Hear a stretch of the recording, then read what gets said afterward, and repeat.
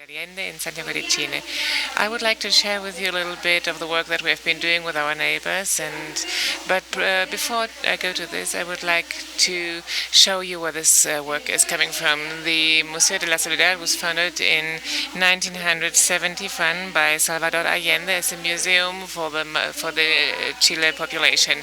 Together with art critics like Mario Verdosa, the world artists were called in order to solidarize with the Chile population and donating one of their artworks. About 600 artists were following this call, among them Joan Miró, Carlos Cruz Diaz, and Lilia Clark.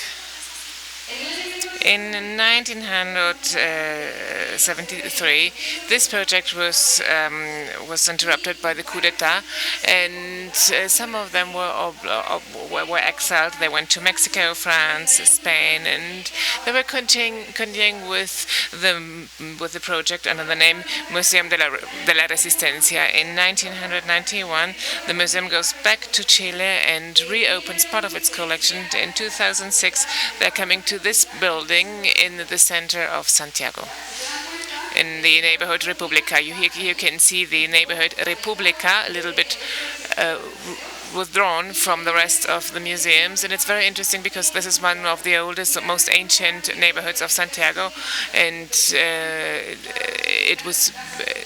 they were built in the beginning of the 20th century. All the huge houses were built over there, and in the 70s and 80s. Today, this is a building. This is a middle-class neighborhood, and it has a certain reputation, as for example, the real estate companies are threatening that the material and immaterial heritage. So it's not a palace. It's not a mansion. It's like a big house.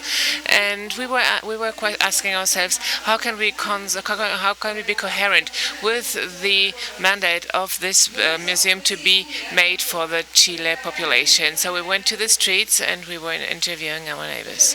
Our first idea was to have a curatorship, participative curatorship, to inviting the neighbors, which are more than 1,700 artworks, and they were interviewed about these pieces. And then we went to the streets, as I told you, and we interviewed our neighbors. We wanted to know what were their perception of the neighborhood and of the museum. And we noticed that many neighbors didn't even know the museum, and those who knew it, they thought that it was a closed space. So this was quite surprising for us. So here we have some meetings and encounters and workshops, and in order to get to know how they imagine this new exhibit.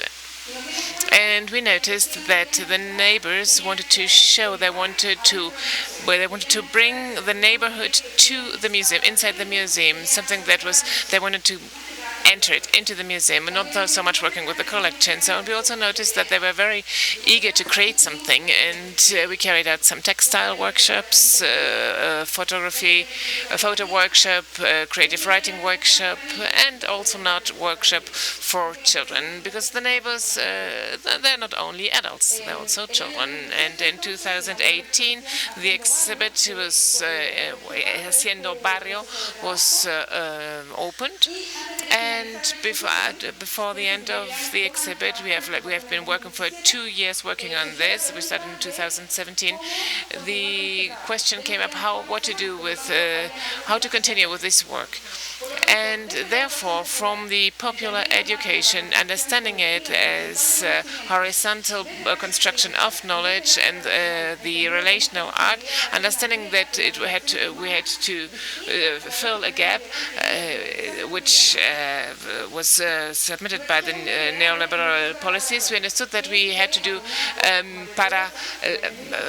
kind of laboratory museum. It's more to understand. The museum has to be understood as just an experience, a place to meet and to create, and which serves like an experience. So we told the neighbors, okay, they asked us to maintain the textile and photo workshop.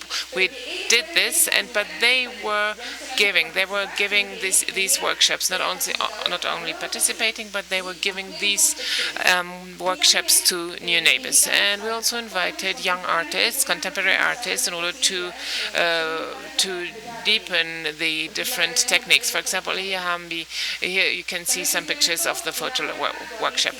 And we have a garden. It has to do with the different types of interaction of a museum. So this presentation is to the October 18th, when the protests started. After the impact on the complexity, we asked, okay, can we do now? What will happen to our neighbors now? And we called them and we asked them, how can we help? What can we do for you? And they together, we started to design a number of activities. These are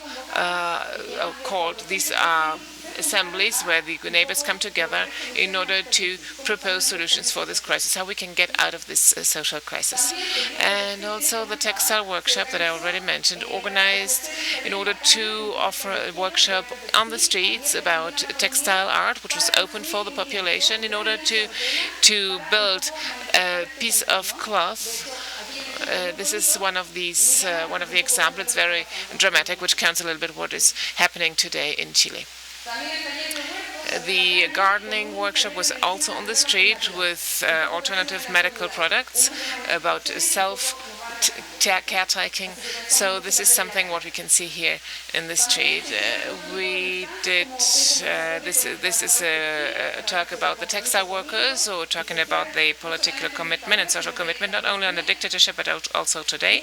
And also what was very interesting, the neighbors were called, or they invited a lawyer, so a constitutional lawyer who would explain what a change of the constitution would mean in Chile. And the photo group, they have 3 workshops, and they showed what was happening on the streets.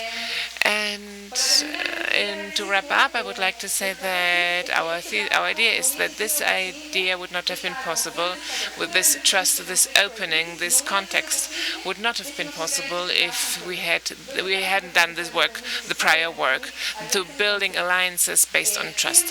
However, we think that it is necessary to deepen this work, to go deeper into this work, and to see how we can involve the rest of the museums, and how this opening insights has an impact on the curatorship of the museum. How can we involve everybody? And this is a little bit of what we did. We did this. We invited the people, our neighbors, to tell us what the museum means for them. And I would like to, at the end of the day, I would like you to put your answers here, because we are convinced that we are not alone in this. Thank you very much.